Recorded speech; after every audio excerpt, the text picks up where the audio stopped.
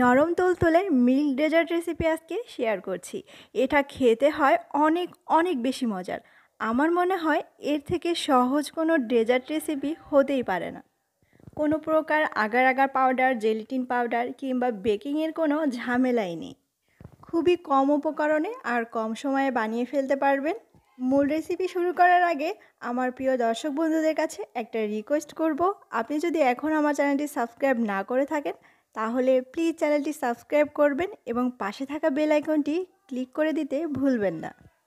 আর যারা already subscribe করেছেন তাদের সবাইকে অসংখ্য অসংখ্য ধন্যবাদ। এখানে প্রথমেই আমি নিয়ে নিচ্ছি 2 কাপ পরিমাণে তরল দুধ। আর এই দুধ আমি আগে থেকেই জাল করে ঠান্ডা করে নিয়েছি।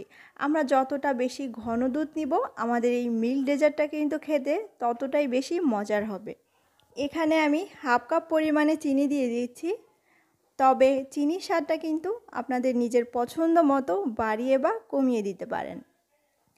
আর তারপরে আমি এখানে দিয়ে দিচ্ছি 1/3 কাপ কর্নফ্লাওয়ার, অর্থাৎ 1 কাপের 3 ভাগের 1 ভাগ।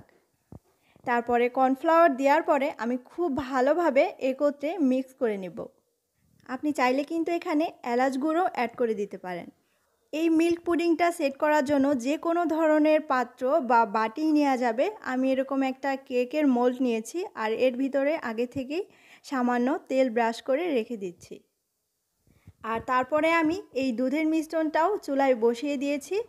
আর এ পর্যায়ে কিন্তু অনবরত নেড়ে চেড়ে এটাকে জাল করে নিতে হবে। এটা চুলায় বসিয়ে রেখে কিন্তু অন্য কোথাও চলে যাওয়া যাবে না। দাঁড়িয়ে থেকেই কিন্তু এই দুধটাকে রেডি করে নিতে হবে।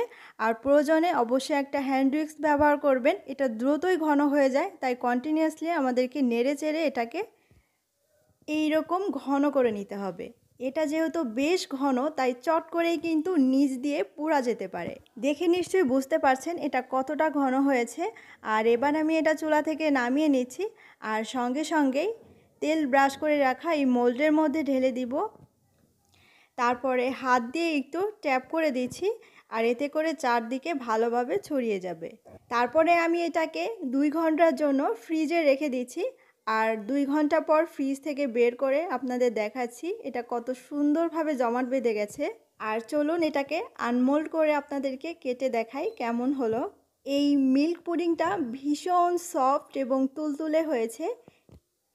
এই গরমে কিংবা ইফতারিতে ঠান্ডা ঠান্ডা এরকম একটা মিল্ক ডেজার্ট কিন্তু অসাধারণ লাগে খেতে। ভিডিওটি ভালো লাগলে প্লিজ একটা লাইক দিবেন।